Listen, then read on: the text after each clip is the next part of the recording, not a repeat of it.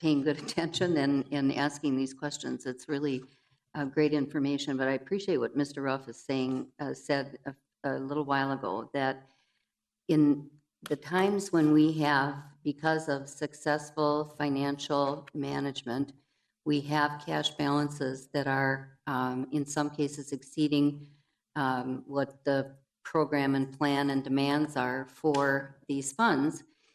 When we are getting interest rates on our cash balances that are less than 1% a year, if you look at your fourth quarter financial report, the last page is the interest that we receive on our cash balances. And because of interest rates generally, they're awful. And so we are essentially like having cash in your checkbook. Is that the most sensible place to do it when we have these demands for real investment in fairly hefty quantities in our city? I think this is exactly the time we should be looking at changing the route and assessing what makes the most sense. The other point to make is we're looking at issuing more debt. Debt has never been, municipal bonds have never been as reasonable as they are right now in our lifetimes, in our country's history. And so issuing new debt makes sense at this time. So I really appreciate everybody being willing to take a look at in depth the city's financial position. And then I appreciate all the work that people have done over the years to get us into this financial position, our finance department, our people and convention center. And we have some options in front of us to meet some critical infrastructure needs. Mr. Chair, I do want to echo that Council President mentioned the convention center. Part of the reason that the convention center has such a healthy balance is they have exceeded budget and had less than projected expenses on an annual basis for a number of years. And so I think that clearly demonstrates, number one, is that money in recent years has not been provided by extra sales tax. It has been provided by the fact that that is a very well-run organization. So I certainly would compliment them at the same time in this discussion.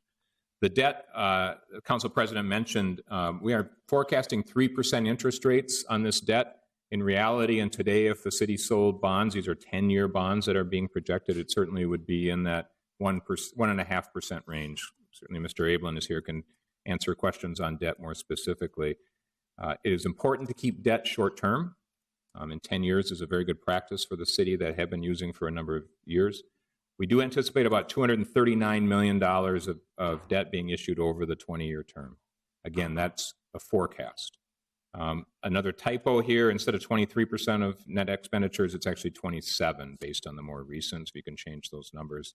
Before we post this presentation, we will certainly make those changes. But that debt would be issued over the next 16 and 17 years. But there's not going to be any tails, meaning that if we issue debt in year 15, those are going to be 5-year bonds, not 10-year bonds. Okay?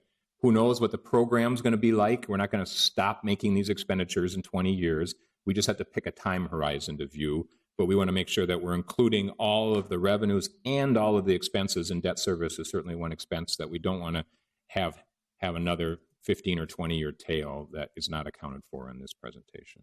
So that adds up to about $37 million in interest cost over the term. And again, that's at that higher 3% number.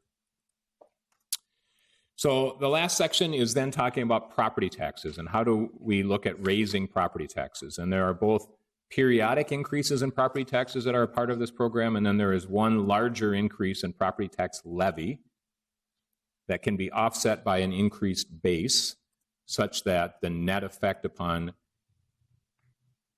taxpayers, businesses, and homeowners and renters in the city is not as dramatic. We have talked a little bit about this consolidated TIF district today and what it's been funding some other needs within the community. That legal end of that TIF district is the year 2020. So starting in 2021, that money is coming back on the tax rolls as regular taxable property, whereas today it's been redirected toward these other uses. Today, it's about $12 to $13 million of city taxes. We don't know what it's going to be in 2021. That will depend on property values and tax rates. This taking advantage of this increased tax amount, and it is somewhere in the neighborhood between 3 and 4% of the city's tax base, so it is a significant number. Does require a levy increase. So in December of 2020, should the council and the mayor follow this plan in the budget process, then we're going to see an increase in the levy of close to 6%. And you'll see these in these projections. So we have to raise the levy, but the net effect of that should be closer to all of the other net effects that we're going to see over the long term for this program. All right. We're not using all of the increased value, as I had mentioned in previous presentations and was discussed today. There are dollars programmed for other uses, particularly for NCR. And so this allows you the flexibility through you being collectively the mayor and the city council to look at budget priorities in that context. And if you want as a city to increase taxes more and still cushion that impact on existing taxpayers to fund other programs, this leaves you some of that flexibility.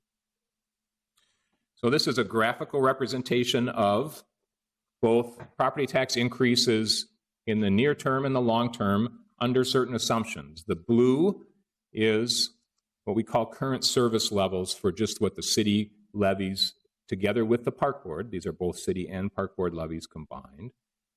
Expectations of without this program, over the next 3 to 4 years, there is in the neighborhood of 3.5 to 3.9% increases in property tax levies to run the current service levels to still fund capital items that are within the regular capital budget. So you've heard about the park board has previously been about $2.5 million of capital that has been funded. That is funded out of the blue section. So we're just talking about the additional $8 million for the total funding of the park board for capital of $10.5 million. In combination then, the $10.5 million the $8 million would be in the green, as well as the $22 million for the streets and the $3 million of the park operating. Okay. That stays fairly consistent until that year 6, which is 2021, when that levy spikes. And then over time, we would still have increases that are necessary every year.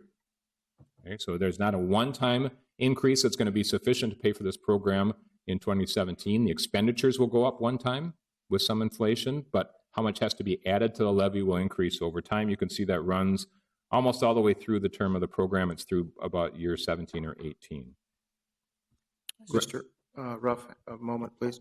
Councilmember Bender. Thank you, Mr. Chair. So I frequently have a lot of questions in Ways and Means about our financial situation.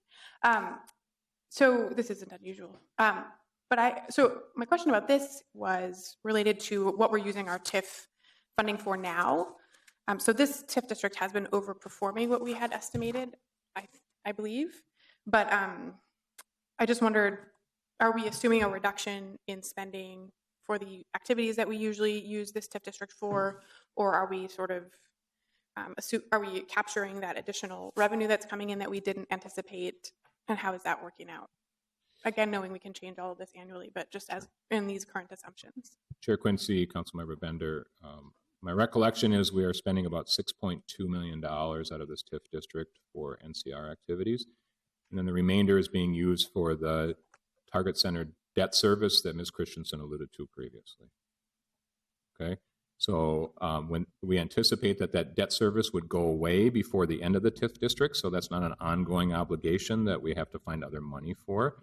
Should the mayor and the council choose to continue funding the NCR at the $6.2 million level, that will be other funds that would have to be found within the budget process. Again, go ahead. And just to confirm, over and above what's happening here. So we could have we were going to have to shift it to levy anyway, because the TIF district is becoming decertified. But in addition, we're obligating this funding. So we would have to increase the levy further in order to maintain our current spending levels. Is that right? Councilmember Quincy, or Chair Quincy, Councilmember Bender, yes. And I would say that part of what we're going to talk about in a minute, and I've alluded to already, is the mayor and the city, as a part of the budget process, adopt a 5-year financial direction, right? And So now that we're getting to the point where 2021 is going to be in that 5-year window, then that would be subject to conversation of this fall's budget, longer-term budget planning, of which I think it is a very good habit that the mayor and the council have followed in terms of looking not just at budgets next year, but over the longer term. But absolutely, that's a consideration for this. We're just suggesting that not all of the value within that TIF district is being utilized for this program. There is flexibility, but it would require an increase in the levy above what you see here. Council Vice President. Thanks, Mr. Chair. And so just to kind of continue to follow that down. So the TIF district is required to be decertified at a certain point because it was put in place by state authorization, right? Is Chair that how Quincy, that works? Council Vice President Glidden, that is correct. It was a special law from the state legislature. It's not a typical TIF district. It was a special law TIF district. Right. So this is kind of something coming up that was part of what we have known would come up at a certain point in time. And then just again, so this spike in essence would capture some of, I guess, the revenue that we could capture from decertifying the district, knowing that because we're broadening the tax base, there's a lesser feel than factor to that. But it isn't, as I understand, it's not capturing the full amount of what is being decertified, which is, again, part of the choice element of whether you would want a higher spike to capture more of that and then rededicate it to something in the future, such as how we think about our neighborhood funding, or property tax relief, or whatever else may be a priority at the time. Is that accurate? Chair Quincy, Council Vice President Glidden, yes, that's accurate. Okay. And do we have an understanding if we didn't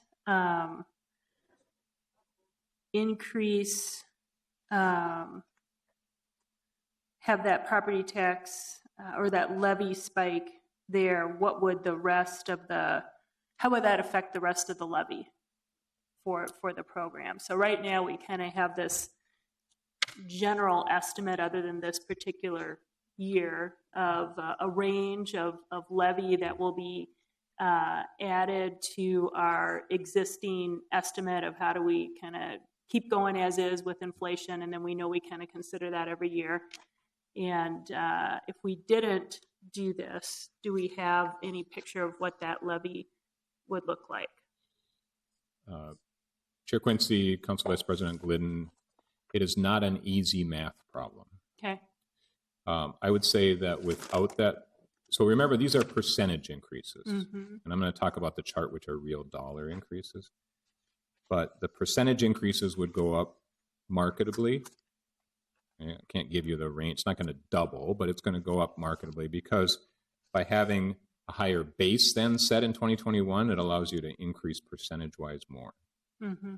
Okay? So if that's something of interest for further conversation, we can certainly perform those calculations and come back to you with what that number is. And if you want that for discussion, certainly on Wednesday at the Committee of the Whole, we could prepare that. But there are several moving parts in this financing plan. I would also say that one of the benefits of the cash and of the levy offsets is it provides some funding so that when we see that higher property tax increase in 5 years, is that those cash and levy offsets are bridging the gap between now and when we can increase the levy at that time. So the TIF decertification is a significant part of the equation. This is my short response to that. Okay, thank you. Mr. Ruff, I'd just like to go back to your slide number 6, because I think in your conceptual view slide, I think it predicts that spike and shows how that it would be paid for. Thank you, Mr. Chair. I think you're absolutely right. You see that the light blue increases dramatically from years 5 to 6, and that is reflective of TIF decertification as well, just in a different graphical presentation. I just wanted you to go back to that slide because I know you think it's really cool. It's as close to art as a finance I person know. will ever come. So please enjoy. Okay. Again, same numbers on this slide as what was previously discussed. It's just, instead of percentages, it's real dollars.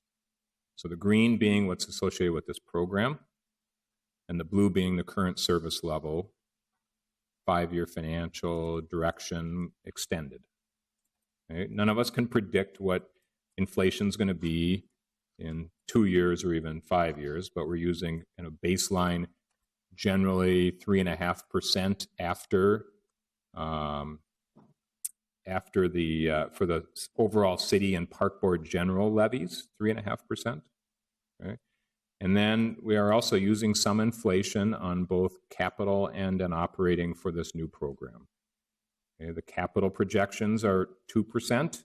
I think, as I understood it from the agreement with Council President Johnson and Councilmember Goodman, that that would start in year 4 or 5, if I remember correctly, for the park board capital.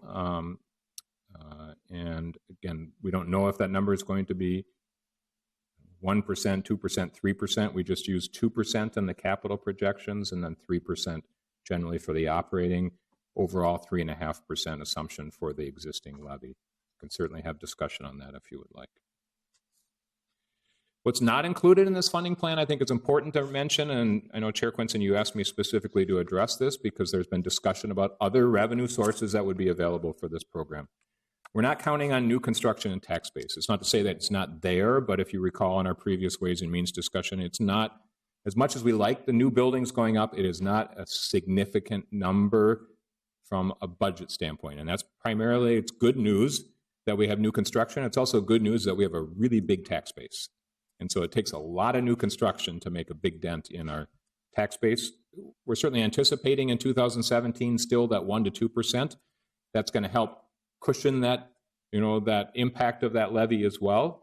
We just don't know what it's going to be in the future. It's not a sustainable amount. I think Councilmember Reich made this point about Public Works dollars, that are the reserve levels are already programmed for some pretty short-term known projects, so we did not touch anything in Public Works reserves, nor did we touch anything in park reserves at this point in time, other than asking the park board to cash flow 2016 one-time expenditures. We're also not using state funding that we anticipate in November of this year in the neighborhood of $3.7 million. Do I have that number right, Mike? To help with this program, that source was dedicated toward the use of the debt service, and we're going to pay those bonds off just as soon as possible, but it's going to be another 7-8 years before those bonds are paid off. And so it's really outside the near-term predictable scope of a program like this. That's certainly a resource that is available for future discussions and other deferred maintenance if you choose, or other types of budgetary priorities. It's a real number. It's just dedicated towards something else in the near term. One of the other things that's not included is development account. There's other sources looked inside. Right, and I think various that's departments. Thank you, Mr. Chair. That certainly an available resource could be to say is that we have some other reserves that are designated for redevelopment activities, affordable housing activities within the city. We did not put that on the list of consideration for this particular program. I see Council President Johnson.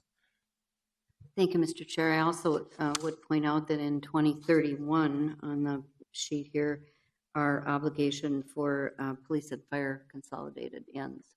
And I don't know what we have plugged in for that, but that will be a budget item that will go away.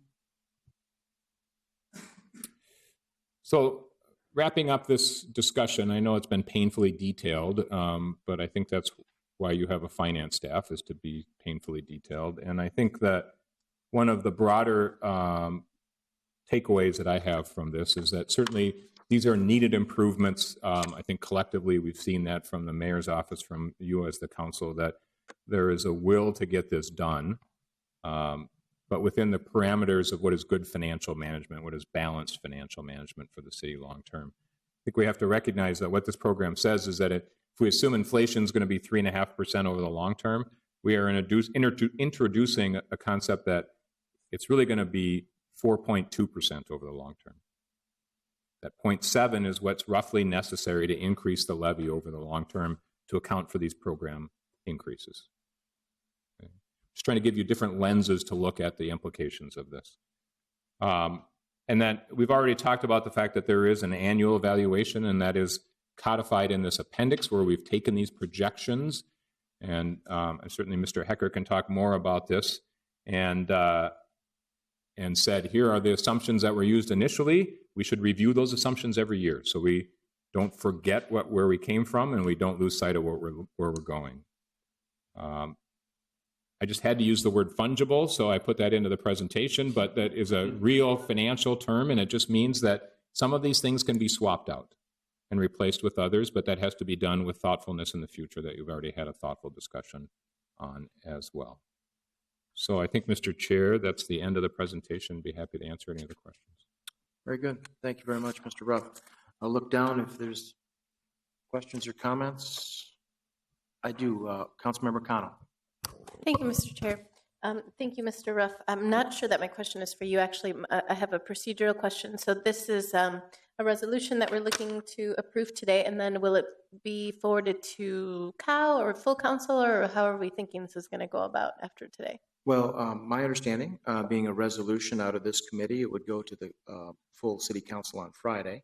But because there is going to be the interim step of the committee of the whole, where we'll be taking up probably ordinance language, or at least some structure of this resolution, I think we can expect to see comments and changes at committee of the whole. But I'd yield to the council vice president on that.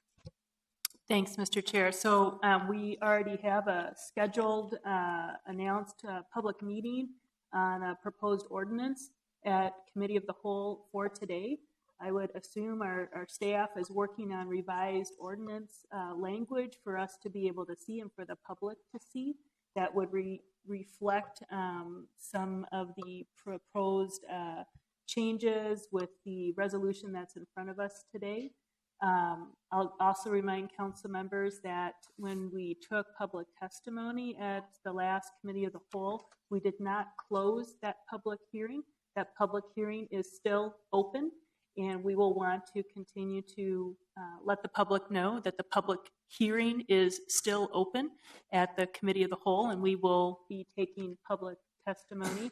I would actually maybe suggest that if we do take an action on this resolution for today, that we refer to the committee of the whole, just because this whole packet of issues is going to be, again, discussed with the public hearing and with ordinance language at the committee of the whole, and then we can forward as a full package to the city council meeting, just so we don't have, we kind of wrap those things up together, since the council as a whole will be considering them on Wednesday. Is that? So I understand the process better here of how we plan to move this forward. So when can we see copies of the draft ordinance language? That I don't have exactly. We're hoping So I guess that's a question for the city attorney. What's Ms. Trammell? What do you have down there? Or Ms. Newman. Have you finished writing it yet, Ms. Newman? Chair Quincy and members of the committee, I actually am playing a little catch up here, but if that is what is expected for Wednesday, then we will get some ordinance language in front of you for the Wednesday committee of the whole. When we last spoke, I think with Susan Siegel, the city attorney, on Friday, that was her intention as well. Okay, good to know. So, Mr. Chair, my request would be that you have something out tomorrow so that we can review it and have the opportunity to weigh in with any desired changes, because if we just see it at the committee, it's a lot of information to try to sort through at the moment that we're running a meeting and reviewing this. So if you could have a draft available tomorrow, I would really appreciate it. I don't know if other council members would want to see it beforehand, but I know I would. Okay, that will be the I think marching orders. Extremely important. The sooner we could have it available for review and for the public to comment on, because the public hearing is still in place. But I'd just like to remind folks, the Ways and Means Committee had the resolution referred to it, but the ordinance remains in the committee of the whole. So I think the council vice president's suggestion of moving it forward as one package out of Wednesday's meeting sounds very, very doable. I have 2 more questions. Sure. So perhaps this is a question for the folks who have authored this today. And I'm looking at Part C under item number 6, and it talks about a $3 million increase in funding for general operations for the neighborhood park system. And my question is whether or not the intent of this resolution language includes that $3 million increase in the criteria for racial and economic equity.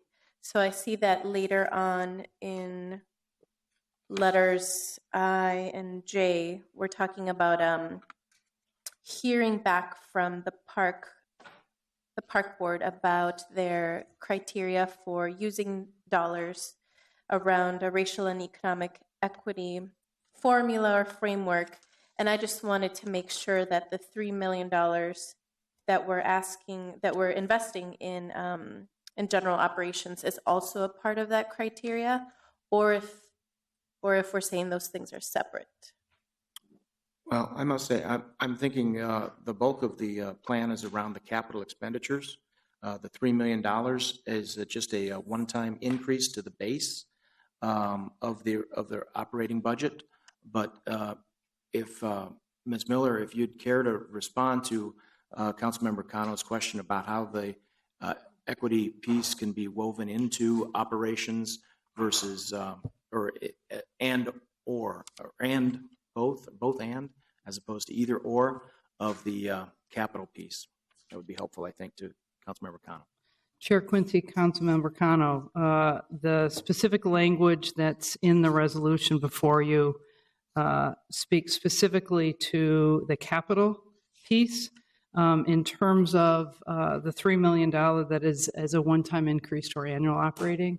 Our intent with our annual operating budget, not just for this, but our annual operating budget in total for the park board, is to incorporate racial equity toolkits as part of our budget process for our entire budget, not just for this $3 million.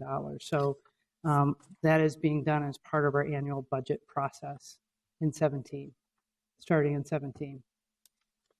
So I just want to clarify something that the chairman said. If I look back at C, it's talking about, let's see.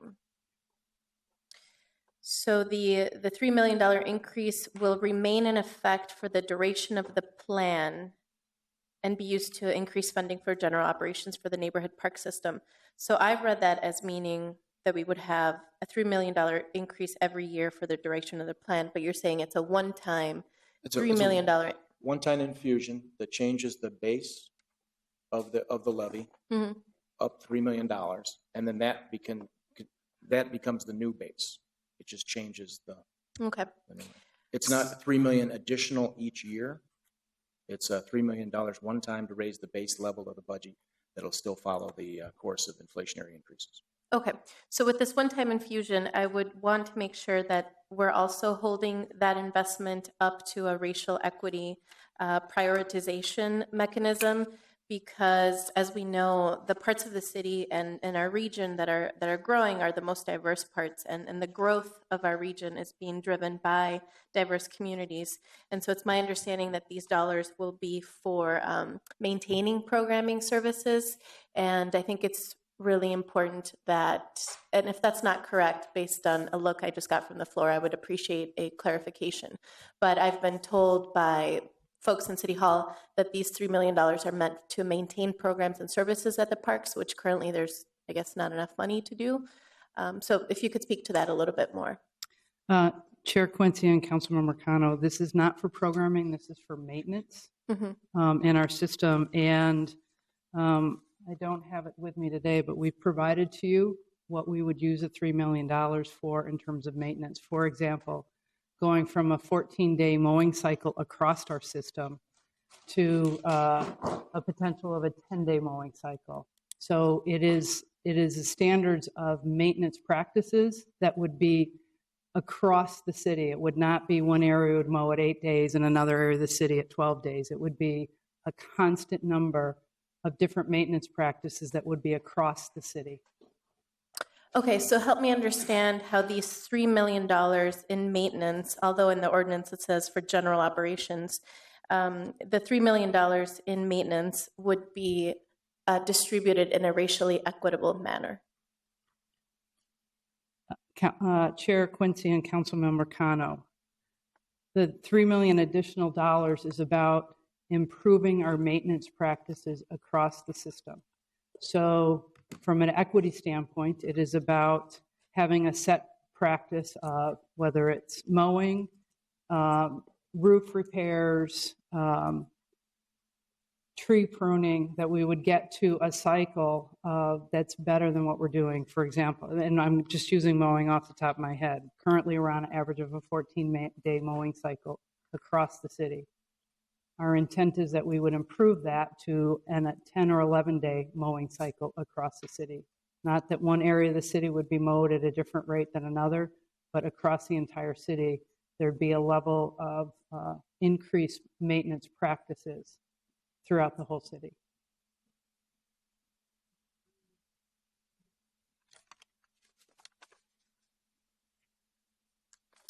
And my next question is for the attorney's office. So we have this resolution and this potential ordinance coming forward. How much of our ordinance will be mirrored in the parks ordinance? I understand that the streets infrastructure component is ours and ours alone because we're the city, but is it verbatim outside of that, or are they allowed to pass something different? And how does our ordinance relate to the passage of their ordinance? Mr. Hamel? Or Ms. Newman? Either one? Yeah. Would be appropriate. Or Perhaps Mr. Rice? Mr. Rice would be able to answer that, because I think the park board has some version of a ordinance already passed, right? Mr. Chairman, Brian Rice, attorney for the Minneapolis Park and Recreation Board. Councilmember Cano, we have been working with the city attorney's office to have a concurrent ordinance so that with respect to these matters on the park board, there would be two ordinances, but they would be identical for all purposes. So that's the goal we've been working at. We do have a draft ordinance that's been published, I believe, that will need some revision based on the discussions that Council Member Quincy, the mayor's office, has had. But the idea would be there would be two basically identical ordinances, one passed by the council, one passed by the park board. Thank you. Thank you, Councilmember. We have Councilmember Wright, followed by Council President Johnson. Thank you, Mr. Chair. Very much appreciate this presentation. And, I always anticipated that though we had some initial conversations around how we would work with our partners at Park and Rec, that in no way we were going to neglect our core functions and needs as well. We had a report that came out that very much underscored the ongoing and pressing needs of our infrastructure. And the fact that you can't do it in isolation doesn't mean you can't sequence things based on other exigencies of how you sequence things. And so we're moving forward as we need to. You can see we're looking at it holistically, and all the work that's gone into that, I very much appreciate. But speaking just to the roads component, we speak of, okay, a program, there will be annual flexibility, but I would like to suggest that this is more of a commitment to a new level of service, period. And what that means is there's two aspects to that. One, yes, we will have annual budgets. That's just the way we operate. The system that we put in place through our capital program on a five-year sort of sliding program through our CLIC, that works. We want to keep it working. Yes, we will have a 10-year check-in, but we really did have to say 20 years because we just needed to have that for the exercise of how to structure these things and how these increments of debt are managed over time. But just because 20 years is up, that's why I'm going to kind of check that word program doesn't mean the program is over. Our commitment's still there. The baseline establishes and moves forward. We might have to put more money in, maybe less, who knows, but the baseline is there. And I think that commitment needs to be conveyed. Otherwise, we can't plan, we can't fund, and ultimately, we wouldn't even do what we say we need to do. So I think we just need to kind of throw that out there as well. All things being equal in terms of, yes, we still have annual budgets. Yes, we still have a 5-year sliding capital program, but we do have a new adjustment that's generational in its effect. So I just want to underscore that. Thank you, Mr. Chair. Sure, thank you. Council President Johnson. Thank you, Mr. Chair. I think I'm going to echo Councilmember Cano's and think with Vice President Glidden. We have a resolution in front of us, but essentially the resolution is directing staff to prepare an ordinance. The ordinance language basically is in front of the Committee of the Whole. We have the Parks language in front of Committee of the Whole. We have added, with this particular resolution, we've added the street funding and the mechanisms for street funding. So I'm just wondering what is the best process to follow in moving us forward. The other thing I just wanted to ask, and it's for Ms. Miller. I know, Ms. Miller, in talking to you, you had some concerns about the neighborhood park system definition. Has that been clarified? Yes, that has been, and what you have before you has the correct definition. Okay. The other thing that I have understood is that under number 7, so the very last page, that the park board is concerned with the language about the levy inflationary increases.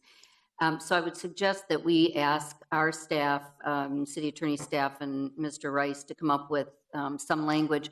And essentially what I was trying to say in this point is that we have a projection, when the mayor does her budget, she gives the city a percentage increase for current service level obligations. And I would just ask that the park board respect that and, not look for something way above the mayor's recommendation for the city's operation. So I hope we could come up with some language that would make both parties comfortable with that. I do know, the last couple budgets, the mayor has acquiesced to increase the park funding for, I think,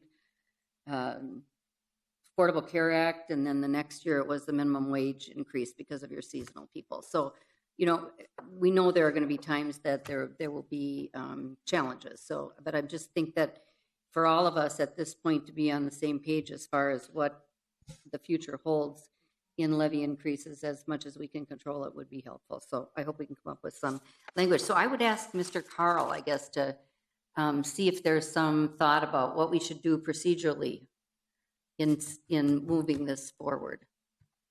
Is that okay, Mr. Chair? I think. I'm not a member of the committee. So. You act like a jump- boss or no, something. yeah. I think it's a great suggestion. We'll have Mr. Carl coming up, but I think we've got a couple of competing ideas all Okay. along the same vein. So if I Okay. could just continue some of the conversation. I know Council Vice President Glidden has something to offer. I think Ms. Trammell, did you have something you wanted in?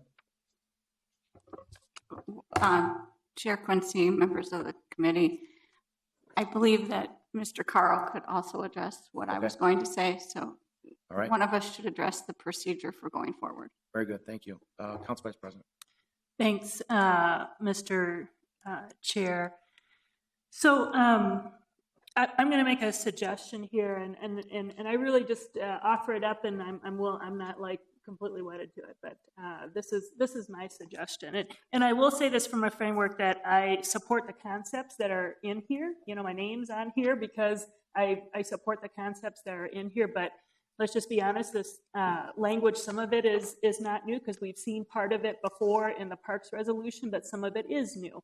And I think we are still reviewing just to make sure, does this have all the phrases that we want? We want to make sure we have a good opportunity to discuss with our partners at the park board. I would suggest that we forward this without recommendation to the committee of the whole, and there we're able to, again, kind of see that full package of the updated ordinance, because we need to, we want to make sure, again, that these are companion pieces, and then we would also be able, if there is, I do not have myself a suggested language change on anything, but just, again, knowing that the language is very new to council members, this allows us to feel, I think, more able to ask questions about it and look at it, examine it more closely, and then be able to consider it at the committee of the whole. Clearly, our city attorneys too need to be able to look at the ordinance, match up ordinance language to the concepts that are reflected in the resolution. The resolution itself is actually quite detailed. So I think that gives a lot of guidance. And again, the ordinance already was drafted to reflect the park board portion. And I think, so we have the bones of everything, but it needs to be fully updated. And I think we've had some transition of some lawyers working on this and others that are coming here to be able to finish the job. So that's my suggestion. I will say I just want to compliment our new CFO as well as his full team, which I know it's been a team effort to put together information that responded to a lot of questions that were asked at our last Ways and Means Committee meeting, as well as give us what I would call a menu of options that gives us a picture today of what funding these two important programs that is, again, this is like stuff we own, that we know we need to take care of. But what does that picture look like? And then knowing that year to year, we may have different ways that we're able to, as we dig into the weeds of this, as we do every budget year, may want to have some tweaks to how that full program might look like over the years. So I really wanted to say thank you. I felt like you presented a full picture. You presented information that allowed us to really understand as non-finance professionals, but just policymakers trying to do our best job, what do we have to work with? And I think gave us some good things to think about and understand that, all of these things are about trade-offs on how do we support the work that we need to do. I was glad to see that we have some language that I think responds to some questions that were asked by the public, but that already I think both of our jurisdictions have been trying to think of how do we incorporate, again, racial equity concepts into directing the work that we do. So I was happy to see that the language really followed work that was already happening and that we could look at some parity and direction to ourselves. And I'll just say maybe one last comment on this. The streets portion of this is a very important deal to the future of our city. To be able to know that we have a network that can be relied upon, that is important to our residents, to the business community, to how we grow as a city. And the other thing I'll just say is that doing most of what this program anticipates, as I understand from our Public Works Director, is road reconstruction projects. And those are tremendous opportunities, those projects, when they happen. They allow us to reformat how we think about our streets because we are moving curb and gutter. We are adding sometimes green space, better aligning our sidewalks. These end up being transformational projects in our neighborhoods. I want to say that. And so, again, having these lenses that guide our work both at the city level and at the park board level that look at racially concentrated areas of poverty, where have we been investing in the past, looking at safety issues, all sorts of things. These are important things to direct our work because these can be transformational projects. So I'm supportive of these comments. I think that we are on the right track. I look forward to supporting something that is coming forward on Wednesday, and I think we want to give ourselves the time to continue to have a good set of eyes from the policymakers as well as our professional staff looking at the language in front of us. Thank you. Councilmember Bender. Thank you, Mr. Chair. Well, I wanted to say how much I appreciated the work that our staff has done to bring this level of detail to this plan so quickly. I'm somebody who's been very interested in the financial details, and I wasn't willing to support a plan that didn't have them. But I think what we have in front of us is both a process that is really very responsible going forward, where we've committed to adopting this appendix, to updating it annually, to altering, to amending it if alterations happen within our budget process. So I'm very appreciative of everyone who came together, the mayor and the council president and Councilmember Goodman and everyone else who was involved in this to really commit to this process, to find a way to make sure that there was a lot of transparency and accountability in this commitment. I'm glad that we've been able to get to a place so quickly again where we have the streets component. Councilmember Reich, you threw that together in maybe a month or so, and I really appreciate it. I know you've been thinking about that a lot, but I also think it's really important that as we're making this significant commitment to our parks, that we at the same time understood how that financial puzzle fit together with our ability to commit to the money that we need to maintain our streets. And as Councilmember Glidden says, this is funding that's so important to our neighborhoods as we look to the future of our city, as well as to our future budgets. Not sort of taking responsibility for our streets now would be just kicking the can down the road to future councils, to future taxpayers. And I think it's important that we were able to come together now to make this commitment for both streets and parks. I think it's really telling and important that we have been able to commit to a racial equity commitment through this ordinance. I think the park board may be leading in some ways, in fact, where the city could learn from the work that the park board is doing and making sure that their programming is addressing racial equity. And I really appreciate the leadership of the park board on that and the commitment that all of us have been able to make. I think all of this still leaves an unanswered question, which is, will we be willing to support the levy increases needed to fund this proposal? We're not taking that vote at the same time. But if we don't, we'll have to make those difficult decisions when that time comes. But I'm hopeful. I'm really glad that we were able to come together as a council with the mayor after beginning our term, frankly, with a very divided set of votes about our budget to solve this problem together. And I think it bodes well for the future of this council and the city. I'm very appreciative again for everyone who worked so hard to get this done so quickly.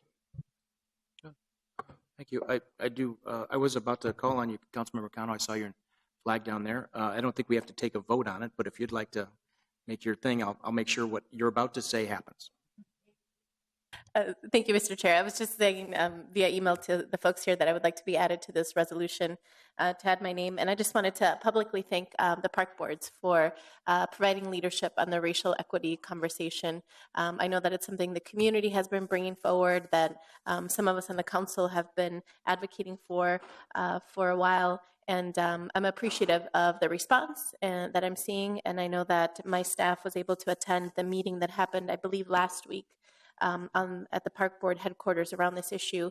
And I got a positive report back from that meeting. So I think we're making progress. And I'm really hopeful that we can make some significant changes coming up through this joint effort. So thank you. Thank you very much. Not seeing any further comments. What I'd like to do is do two separate actions related to this. It's going to be moving the substitute version and referring that to committee of the whole without recommendation. Is that correct? I'm just checking with this clerk. She's nodding her head. Any further comments on that motion? Not seeing any. All those in favor, please signify by saying aye. Aye. Those are committee members. The rest of you can't vote yet. Okay. Opposed? That does pass. I want to give the opportunity for other people to make comments. Are we talking about Mr. Carl, Mr. Hecker? Did you care to make any remarks on behalf of the mayor?